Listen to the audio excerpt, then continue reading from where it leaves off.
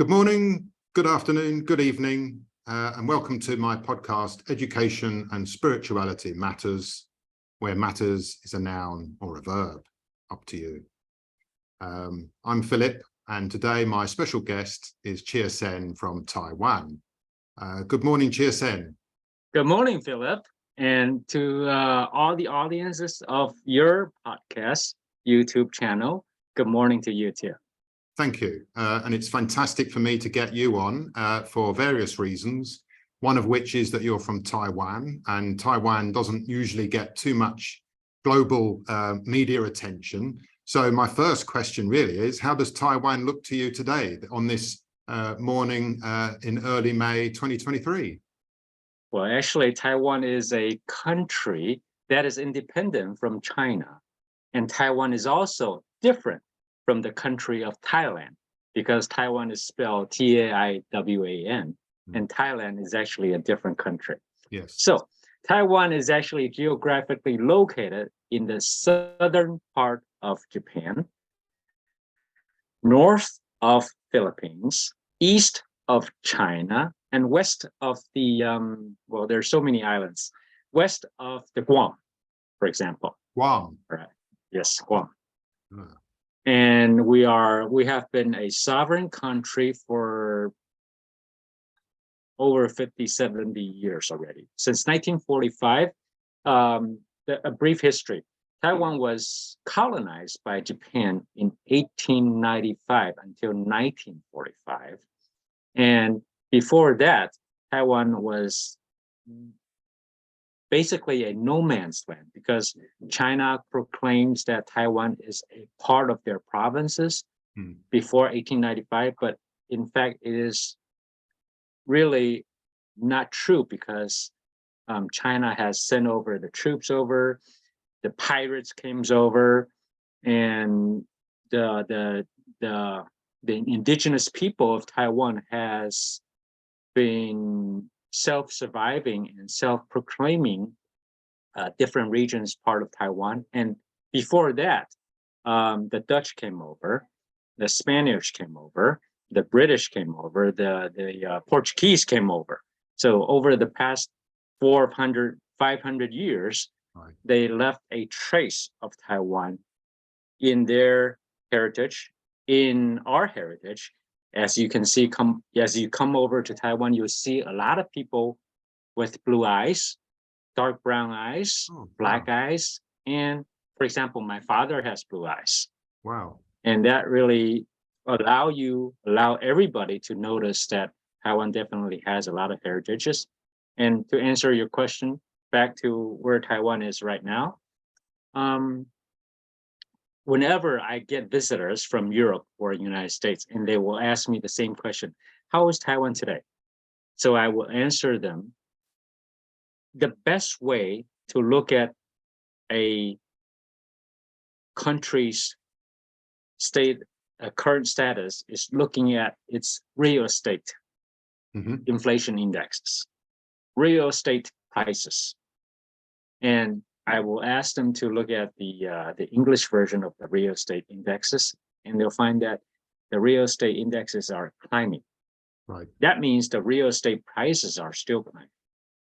Okay. And meaning the people who are willing to buy real estate here in Taiwan are still going up, and going up. So that will helpfully answer some of the questions that you might have, or audiences might have. Excellent. Well, I've got lots of questions. In the past, I read that, and I'm interested in pre-1945 at the minute, but I read that when Chairman Mao was doing all this stuff in China, that a certain number of Chinese people fled the Kuomintang, I don't know if I've pronounced that right, fled to Taiwan and launched the sort of what is probably the modern day independent territory of Taiwan. But now you've just told me about the Portuguese and the British and everybody coming to Taiwan before that, and I knew they were in China because of the Opium Wars. But that's very interesting. So what was who was on the island before the Kuomintang fled there to get away from Chairman Mao? Okay, Philip, the term Kuomintang meaning the nationalist which is a party that is formed by the ex-president Chiang Kai-shek. Yes. And back in the days when he signed the Cairo, well, he didn't really sign any Cairo agreement, but there was a Cairo agreement, which President Roosevelt, and I think another gentleman, might be Stalin, or anyways, President Chiang Kai-shek at the time, he was already ruling China in 1940s or and then he fled to Taiwan in 1945 after the war. And because basically Japan at the time did not say they were to surrender Taiwan to any country, to anyone. So party chairman Kuomintang Chiang Kai-shek came over and declared himself the president of the Republic of China. So after 1945, we were renamed the Republic of China. But before 1945, we were officially named Taiwan as a part of colonization of Japan. So when the Kuomintang, we call that the Nationalist Party, came over, a lot of people came over with him. Yes. By boat, by plane, and all sorts of means. And as you mentioned, Chairman Mao Zedong started the Cultural Revolution back in the 60s and the late 70s, all the way lasting to 1976 or so.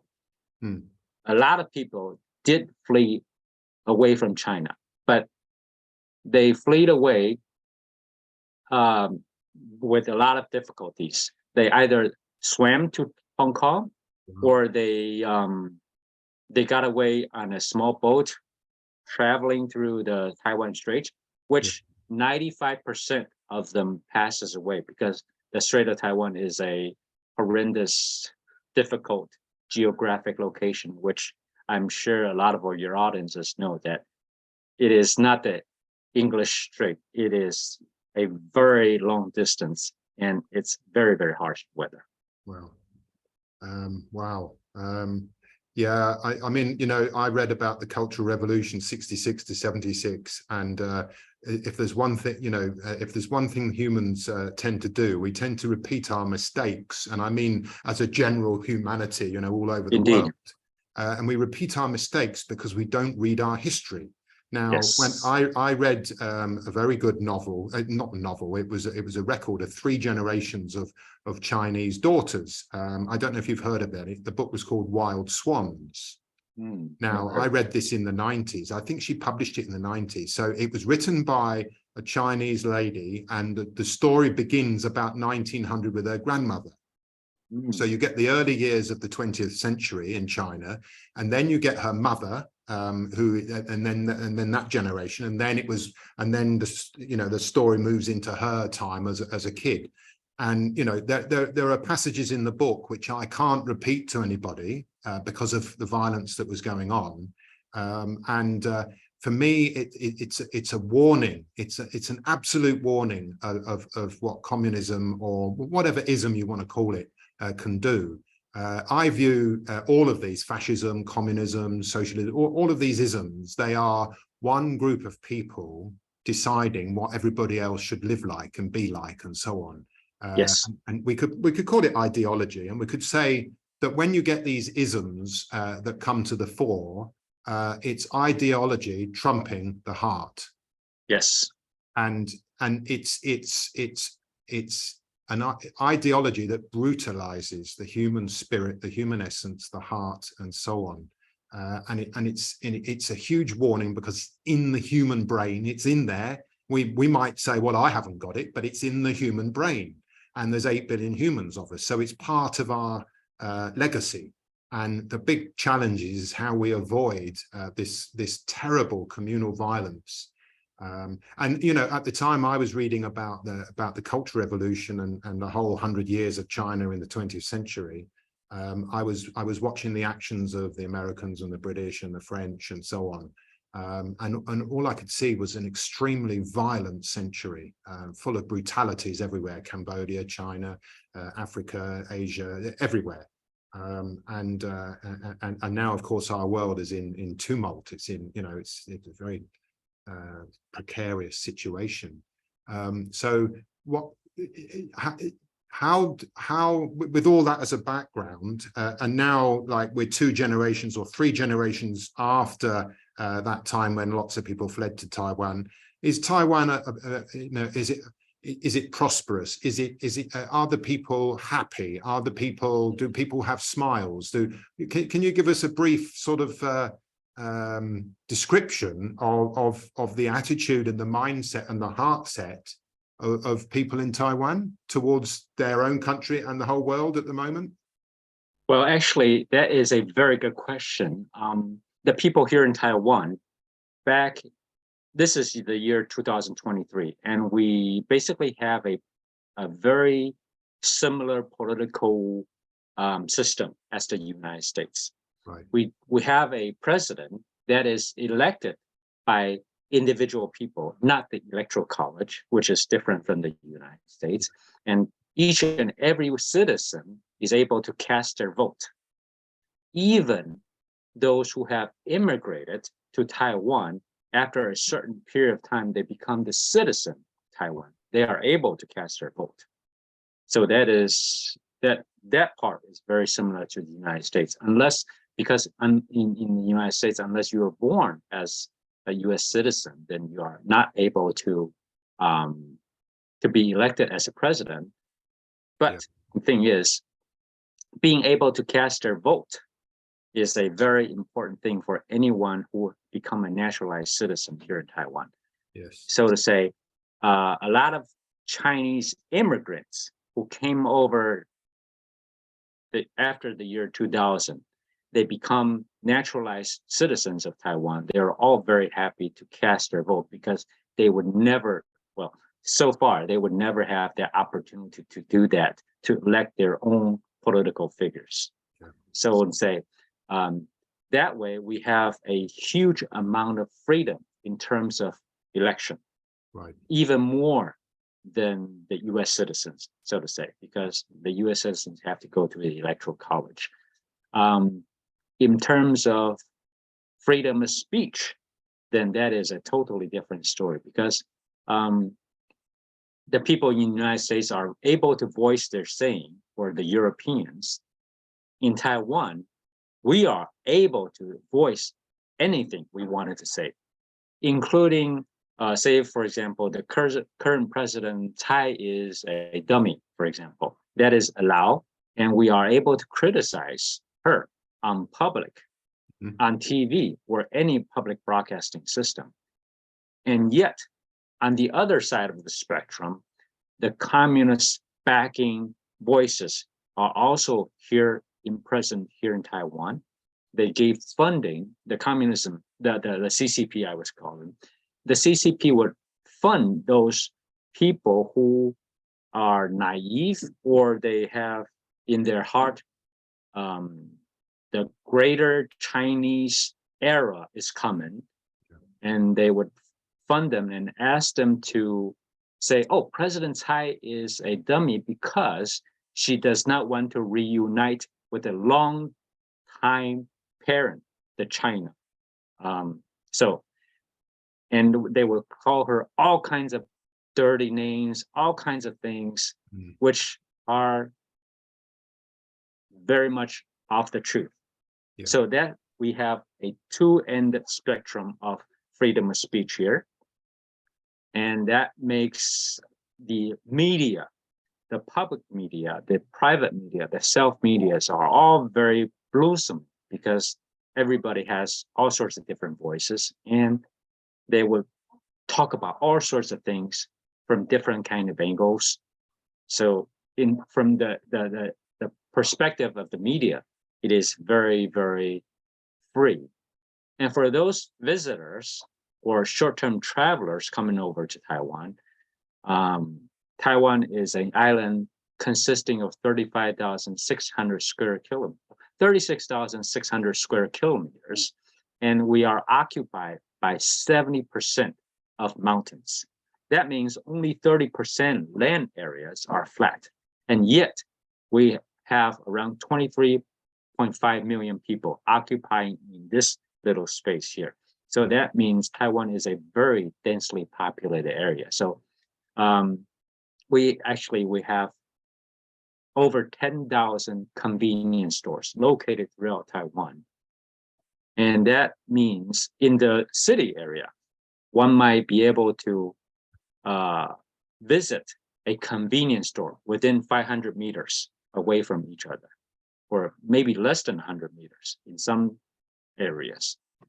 It's very convenient. It's very convenient if one lives in a city.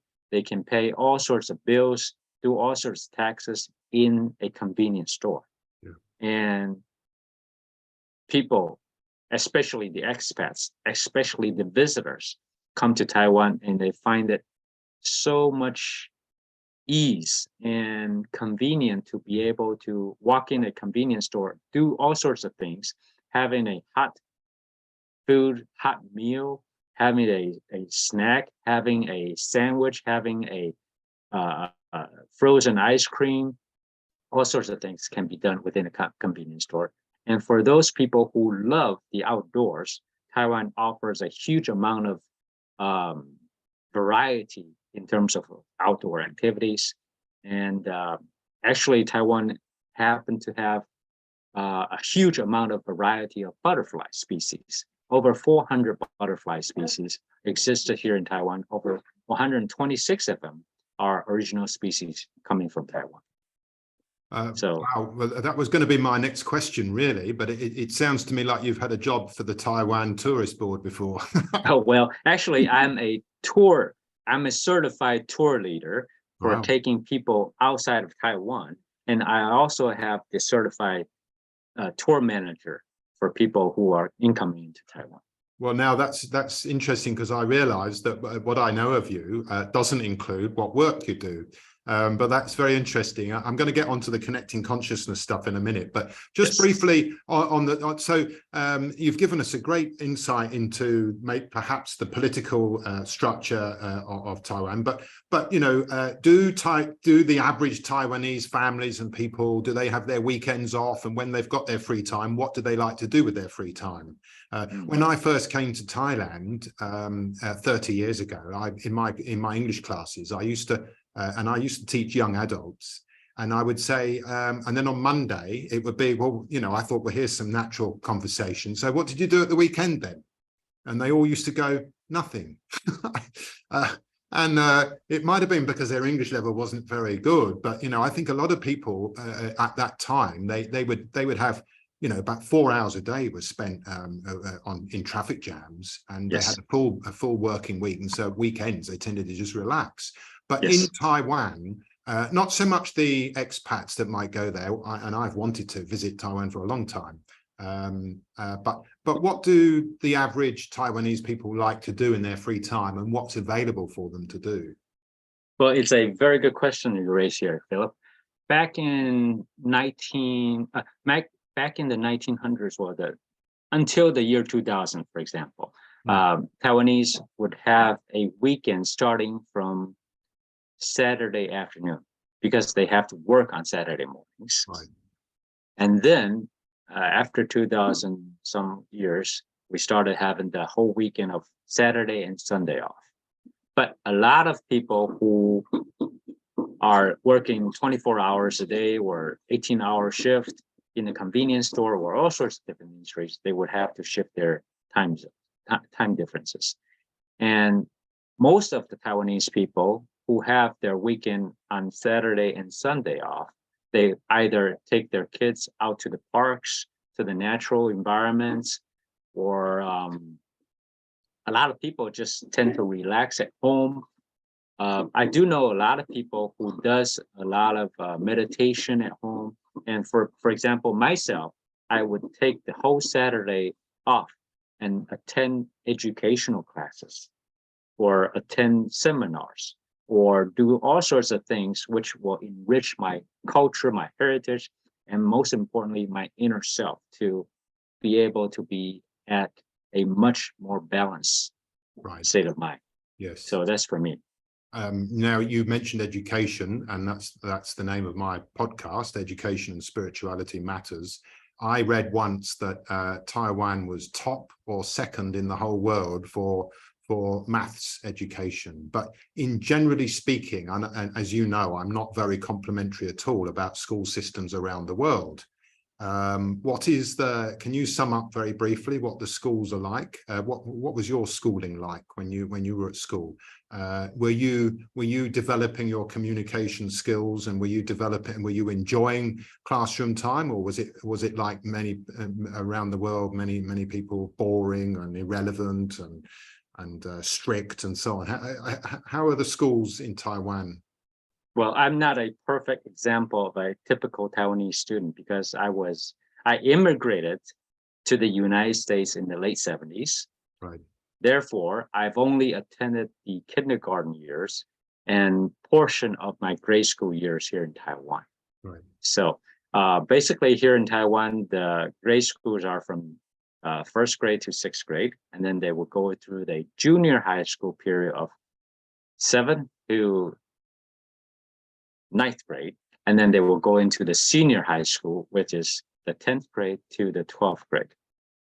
Yeah. So basically that's how the education system works. Those are the mandatory school systems, which are mandatory for any kids who grew up in Taiwan. And then they will either go to the vocational college, vocational technical schools, or universities. So they have 3-4 different choices after the high school.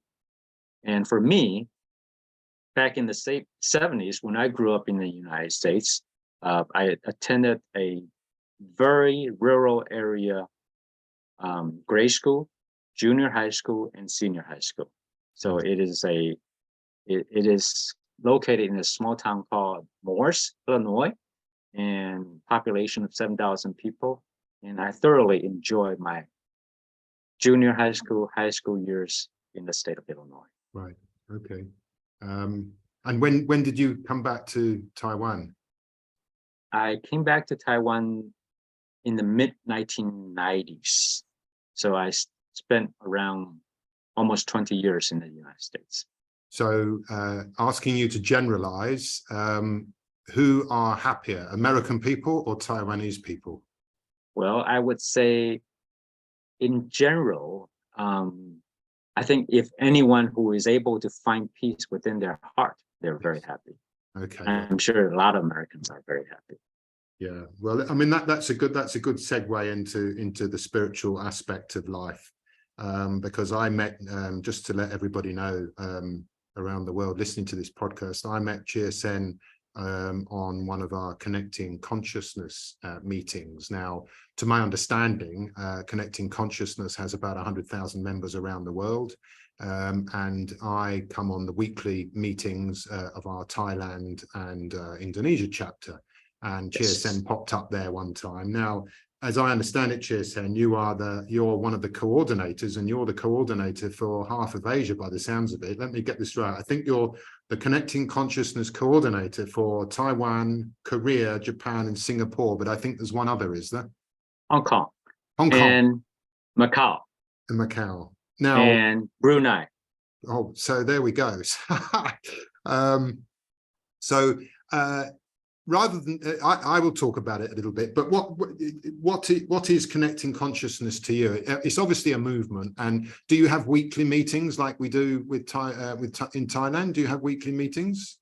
Yes, we do actually. We actually, between the countries which I'm coordinating, we call the 7 divine countries of Hong Kong, Taiwan, Singapore, Japan, Macau, Brunei, and we would have Thursday meetings, which we call it the East meets the West. When we call ourselves the East, we also have incorporated the Europeans and the Americans who came over, and we would exchange culture.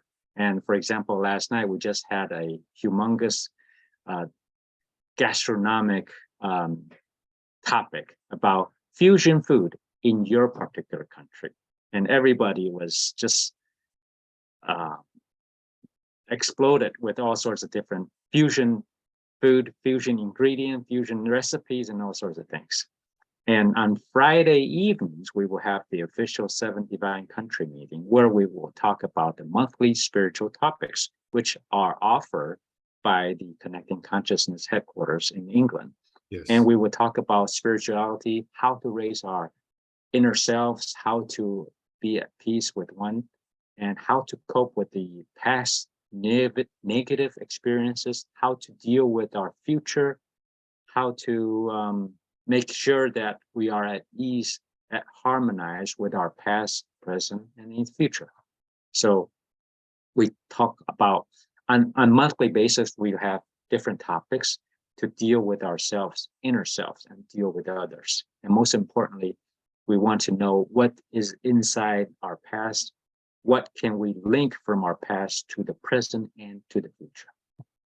Learning about the past to inform ourselves about today, to direct ourselves into the future. You see, I think spirituality, to me, a lot of people, in Western people, they've got this, it's one of those important words that nobody really knows what it means. And some of them have hold negative connotations, because to a lot of people in the West, God and religion have become almost dirty words. Now, I won't get into the reasons for that, but when you mention spirituality, some people think that, oh, that's just the same as religion, or it's woo-woo, new age stuff. My simple understanding of spirituality is that it's spiritual living to me is learning how to, and then practicing living in harmony within myself, with you and all other people, and with Mother Nature and the whole web of life. Would you agree that that's a description of spiritual living? That is a very accurate description, and I totally agree with that.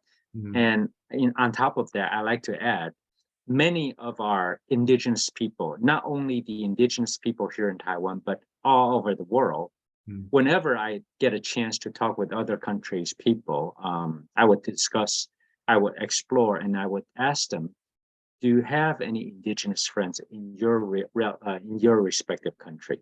Because an indigenous people within that country will have a whole different perspective in terms of spirituality. For example, in Japan, the Ainus who lives in the northern part of Hokkaido have so much in touch with the nature, as well as all the indigenous people around the world.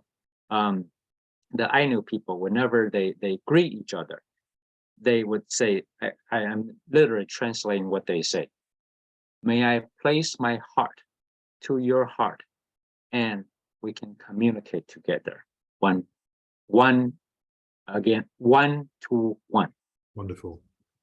And in our indigenous people, well, we call it the indigenous tribes, we have 23, at least 30 certified 23 different tribes, which have their own official languages, and they're called their origins of the Austronesian people. The coverage of Austronesian can be as east as the Polynesian Hawaii, as south as the New Zealanders, as the west as the Madagascar in the continental Africa. And so it is a lot of distance to cover for these Austronesians. And yet we all have very similar origin root languages, which we can trace back maybe 3, 5, or 7,000 years from back then. So with indigenous peoples that you've been describing, what would you say their purpose for life, or their purpose for their own life is? What makes them live? What is it that counts for them? What's the most important thing? So, for example, in the modern industrial age, Western outlook towards life, the successful person has a flash car, a big house, 5-star holidays, and fame even, and all those, all that sort of stuff, wealth and trappings and so on. What is it that you would say indigenous people, what's their purpose in life? What makes their life enjoyable and worth living? Well, it's funny when you picture the successful industrial life, rich people, I have in my head raised a indigenous people who is in the Middle Ages after his age of a warrior has come to an end. Right. And then he's able to give birth to children, to the next generations. And he's able to have a puff of smoke, to be able to relax, have a drink, and in his own shut, in his own little place. And he can watch the kids grow up, play around with them, and be able to be in peace with himself, and not to be worried about that he will be killed by the next warriors from the next neighborhood, because he has his own castle, he's protected by his own people. So I would say being able to live with comfortably and at ease in safety, that is the most important thing. And most importantly, he's able to pass on his experiences, his knowledges to the next generation.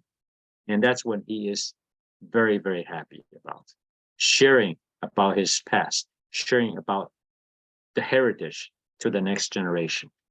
So living at ease and being connected within the community. Yes. Now, what about himself? Does, you see, if we wanted to get very simplistic, we could say that the Western mindset is to be an individual, whereas the Asian, for example, because I've seen lots of similarities in all Asian countries living here in Thailand, whereas the Asian mindset is very much more group oriented. So you've got, you know, in the West, you've got the nuclear family of 4 people. In the West, you've got the extended family.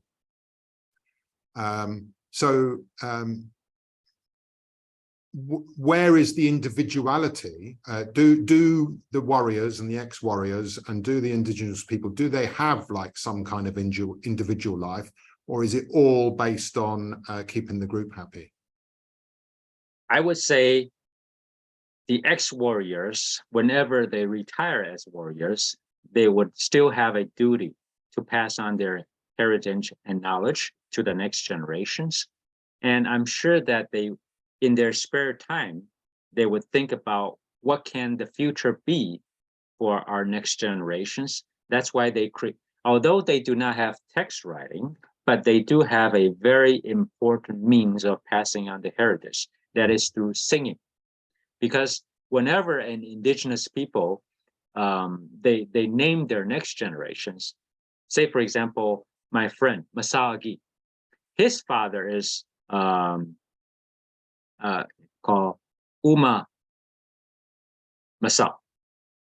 So that way they will be able to trace their ancestors back at least 10, 20, 30 generations from the past.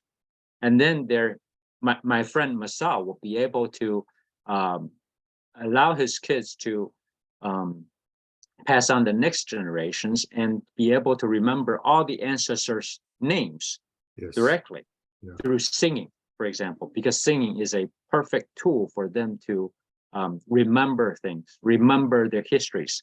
They would make all sorts of different songs relating to their history, their heritage, their experiences in hunting, experiences of being a warriors, experiences and relating to the wars, experiences relating to the different tribal feuds and all sorts of different cultures, which is through singing. So singing is very, very important for them. Interesting listening to your descriptions, because it confirms to me that everything in our world is you've got individual life forms, but they're all literally interconnected. Yes. So we talk about the brain that has lots of different synapses and neural connections between these nodes, if you like.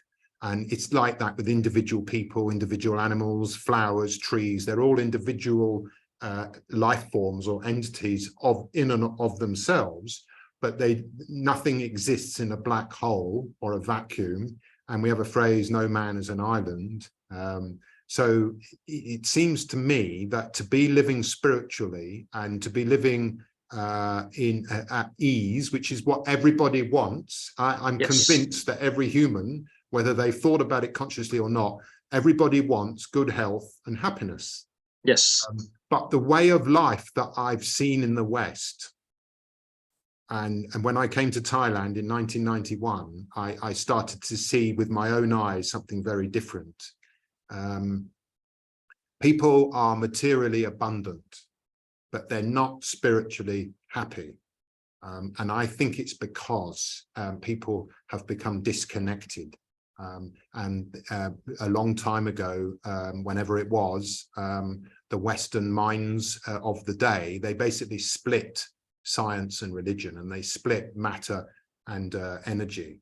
And this is against the law of nature, where everything's interconnected. And so this has created a tension, a stress that people have felt. Now, it may have led to certain positive evolutionary things in terms of buildings and so on. But right now, I think that's the big problem in the world. And I think that's why 2020 came along, because we can't sustain this disconnected way of living.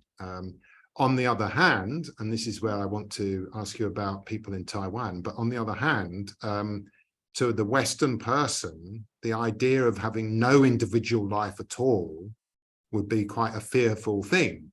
So I think you're a father and so on, do you feel that your life is a mix of being JiiaSen, your own person, and when you sit down and meditate and so on, and a mix of being a family person and connected to the whole wider community in Taiwan and in fact the whole world? Do you feel, I call us interconnected individuals. Do you feel within yourself that you are, yes, you're an individual JiiaSen, and this is who I am, and this is what I like doing when I've got the time, but you're also interconnected? Do you feel those two forces within you? Well, that is a very good question, Philip, because whenever one meditates, one is able to connect with the past, with the present, and perhaps in the future. Because I know a lot of people who are awakened, a lot of people who practice meditation on a whole different meaning than I am, have achieved that certain level. We call it the awakeners. Yeah. That might be a different term for the Westerners, but whenever one is in a state of meditation, he or she will have achieved a complete state of mind, which is different from when the one is not in a meditation state. And I try to accomplish that, although I have not yet reached that state.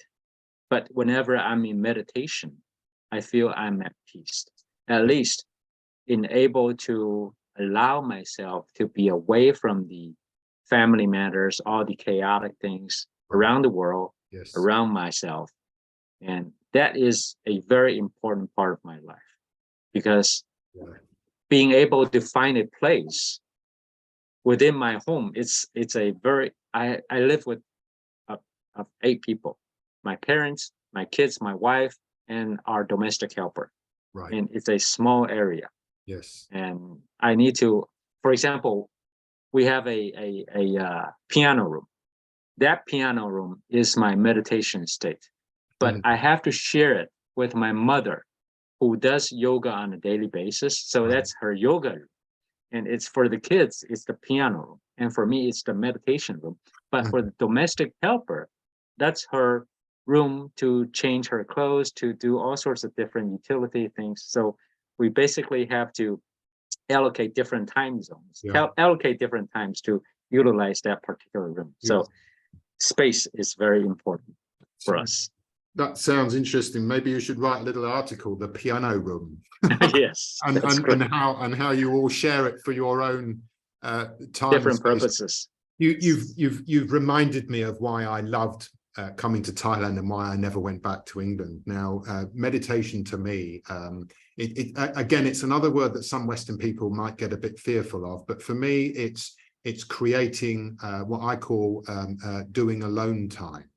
Yes. It's where we find time and space for ourselves, whether it's half an hour or 1 hour a day, or one morning a week, or whatever it is. It's a regular slot of time, and we find a certain space, whether it's the piano room or lakeside or sitting by a river, and nature is wonderful for all of this. And there you are. It's just you. You're not being asked to do things by other people, and it's literally time and space for yourself. Now, what happened to me in the 90s, and I got here in 91, and I had 3 months of travel before the money ran out. Yes. And I absolutely fell in love with the islands in Thailand, Koh Samui and Koh Phangan and Koh Tao.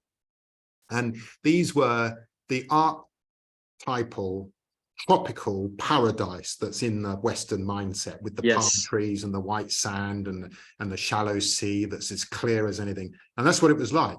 And there were hammocks everywhere, and I'd never even sat in a hammock. So I was 27 when I came here, and I spent the whole 90s, and I would go down to Koh Samui, Koh Phangan, Koh Tao. I'd usually take 2 out of the 3, and usually for 2 weeks, sometimes for a week, sometimes a bit longer.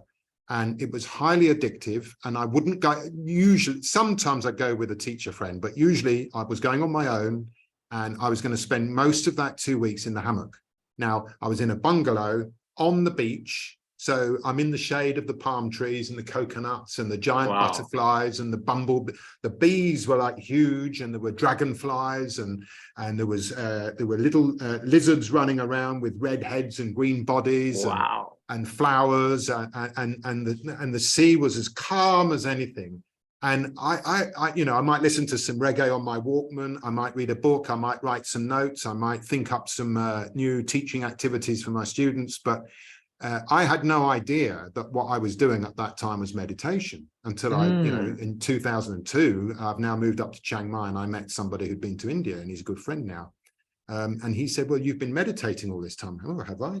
And JiiaSen, it was addictive. And one time I was set to go down with a girl that I was chatting to and friendly with in the snooker hall. And at the last minute, no, I can't do it. I have to go there on my own and be in that hammock. And then, of course, what I would do is I would ask about, why am I here? Who am I? Why are humans so beautiful and so brutal at the same time? And I would investigate life, and then just chill looking at all the nature. It was just beautiful. And I was lucky enough with teaching, I would save my money, and I go down 3 or 4 times every year for a decade.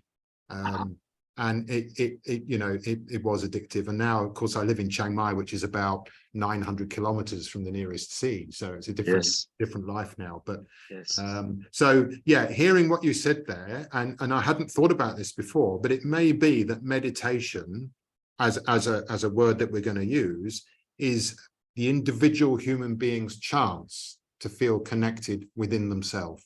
Yes, definitely. Because if one is able to find a place, find a time to be with themselves at that particular moment, that one is at peace. And that peacefulness is what trigger a lot of people to come back to the meditation once more, again and again. But for those who have not yet reached that peacefulness, they will find it very difficult to meditate.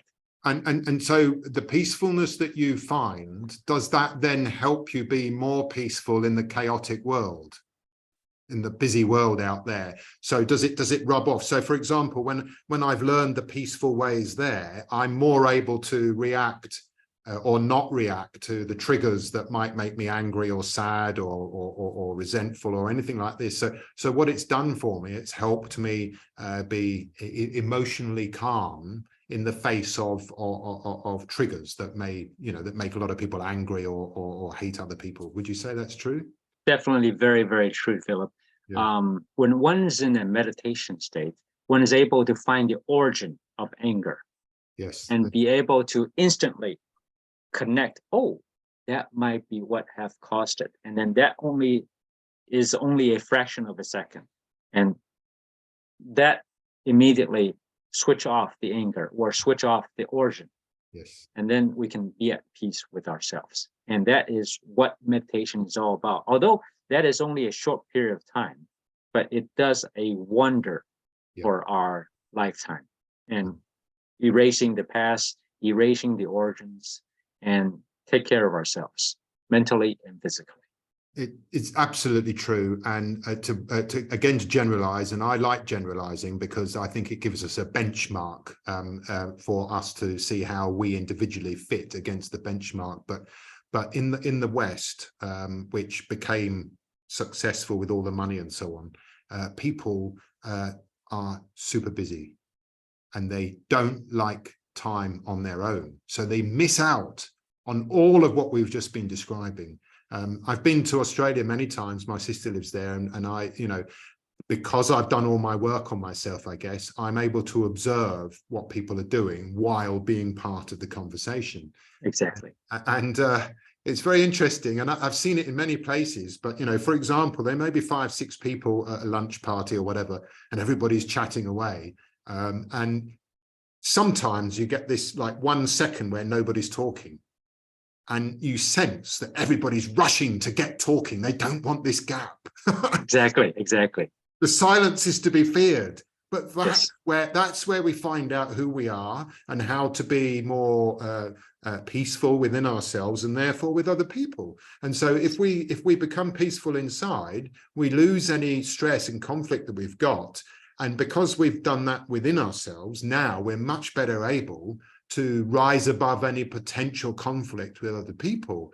And then other people feel that, that they like to be with us because of the positive energy, and it spreads and so on. So if there's one tip that I would give, and I'll ask you for your tip, but if there's one tip that I would give to all people listening to our podcast, especially Western people who live such busy lives, and of course now you've got the phone, so there's always something to look at and listen, and never be on your own. If there's one tip I would offer people, create a regular slot of time, whether it's daily or weekly or 2 times or whatever it is, a regular slot of time and a nice space, whether it's indoors in your piano room or whatever, or out in the garden, wherever it is, and that is your alone time.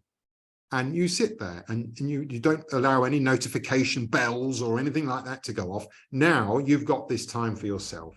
And if you can, do a whole week or do 2 weeks or whatever. And in that space, everything begins to change. Yes, indeed. That particular tip is I think it will do wonder for anybody who practices on a daily basis. And the important thing for me, that tip is very important. And I like to offer and share repetition, volume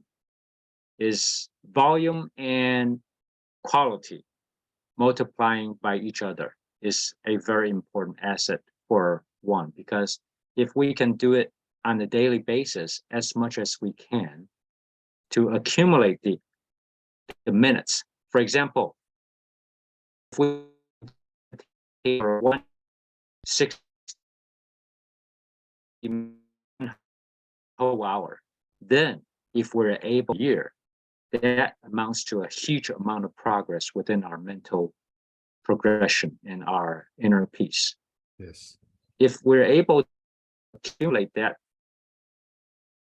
165 hours for a golden ounce of wisdom, then that is very much worthwhile, because a golden ounce of wisdom is definitely something that you will give anything for, because that makes the life so much easier. Yes. So much fluid, so much more vital, so much more happy. It's a very good point. The accumulative effects of all the minutes that you do, the minutes and hours all add up. And it's the benefits are not just for you or me as well, are they? Because suddenly our relationships change with other people. Yes. And so the benefits that we get are naturally shared with the people that we meet, whether it's the neighbor or our wife or family member or whatever, or just the shop owner where you share a smile. So it's absolutely true. Looks like you've frozen a bit. Are you still with us? Oh, looks like JiiaSen. I'm back. There you are. Excellent. So yeah, I mean, I think this is spiritual living. So just sort of to wrap things up a little bit, going back to the connecting consciousness, which to me is a spiritual odyssey, a spiritual adventure. How many people do you get on your calls usually? Well, it all depends on the different settings. For example, when we reach up to 63 people maximum. Wow. And sometimes we have 10 to 20 people. It all depends on the subject which we talk about. So whenever we have a large group, we would allocate each individuals into small breakout rooms. For example, 3 to 5 people. And that is usually very, very fun, because people, when they say, oh, has it been 15 minutes already? Well, I didn't have the chance to get to what I wanted to say. So it's a close-knit environment whenever we're in a 60 group people. And yet when we are at 10 to 20 people, it's a whole different setting, because when I attended the Indonesia, Thailand Zoom sessions, everybody is very much eager to speak about what's on their mind, and everybody's very willing to share whatever it is important life lessons which they have learned. So it's very, very different. It would be nice to join one of your meetings. Are Thai members allowed to join them? Certainly, very welcome. Okay, that would be good. Yeah, I mean, I like the name Connecting Consciousness as well, because what we've been talking about here is that we take our alone time, and we take our time and space to connect and become more peaceful, so that in the greater bulk of human life where we are with other people, we can have better relationships with other people. And surely the more people that spend more time practicing this kind of meditation or being alone time or whatever, surely this reduces the amount of conflict within our world, and we can emerge from the current times, which are, for me, very, very troubling times for the human family. And it's all because, in my view, we've been disconnected in our psyche, and this disconnection is then nurtured into us during our 12 years of schooling. And I calculated it, we have about 14,000 hours of classroom time. Wow. Now, when I get a group of students, my teacher students, in one term, I get them for 45 hours. Now I can teach, well, I don't teach, I can get a lot learned in the 45 hours. Yes.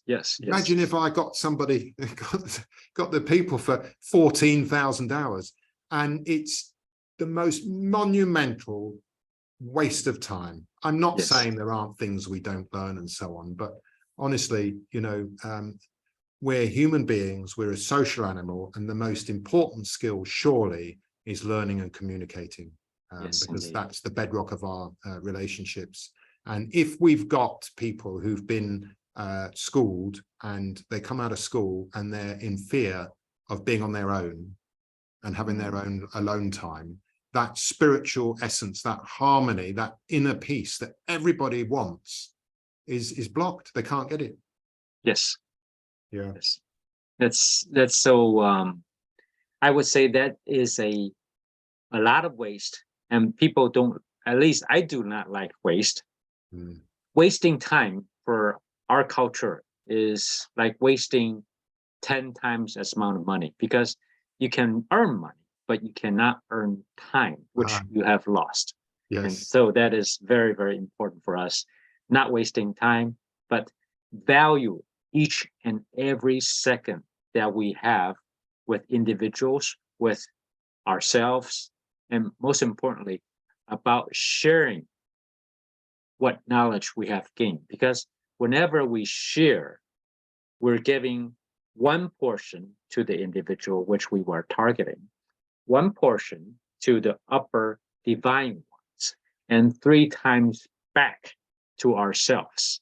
So whenever, as a teacher, Philip, you are the one who earned the most, because you're sharing so much of your knowledge, and you're able to gain so much more for yourself, and which I'm very much appreciative of your education for us as a classmate, and that beautiful class, which I still remember and still benefiting so much from.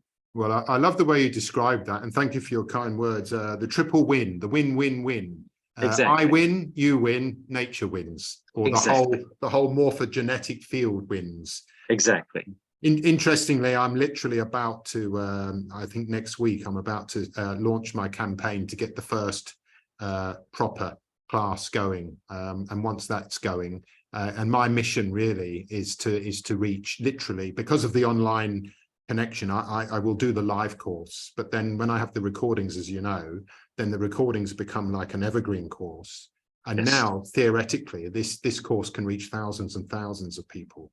And if it's reaching teachers and leaders, then they're all responsible for lots of other people. And in this way, this is like a bottom-up sort of force that comes up. Yes. All based on what you've just described, where it's sharing, because teaching is not telling you what to do. Teaching is sharing my experience and my understanding and getting out of your way so that you can flourish. And you will flourish in an environment that supports you in the heart and challenges you in the head. Yeah. Yes.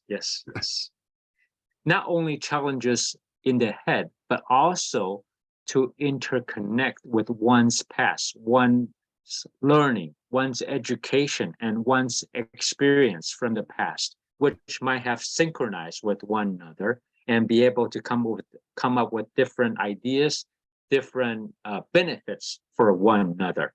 And that is the moment of whenever one is in silence, that does not necessarily be a bad thing, but that is a thing which one is able to synchronize with one another, synchronizing with the past, and be able to come up with better ideas for the future. Yeah, perfect. I think that's probably a good space to end our chat, which could go on for a long time. Indeed. Because it's all good stuff. And yeah, I mean, I think that's been a fantastic chat, JiiaSen. I really enjoyed talking to you. Thank you, Philip. Thank you for your wonderful initiative. Well, thank you for coming on to and being number 4. When I hit the stop button, don't go away. I'll just quickly say goodbye to you there. But just to all of our viewers in the world, I hope you've enjoyed this podcast, and I hope you've enjoyed your insights into Taiwan, perhaps a country you didn't know too much about. JiiaSen to me is one of the gentlemen of life who's full of joys of life, and I hope you've received some of his inspirational energy. And just to say, if you like these podcasts, why don't you hit the subscribe button below, and make sure that you get the next one. So thank you, JiiaSen. Thank you, everybody, for viewing. Until the next time, have an excellent life. Thank you, Philip. Thank you, everybody. Thank you.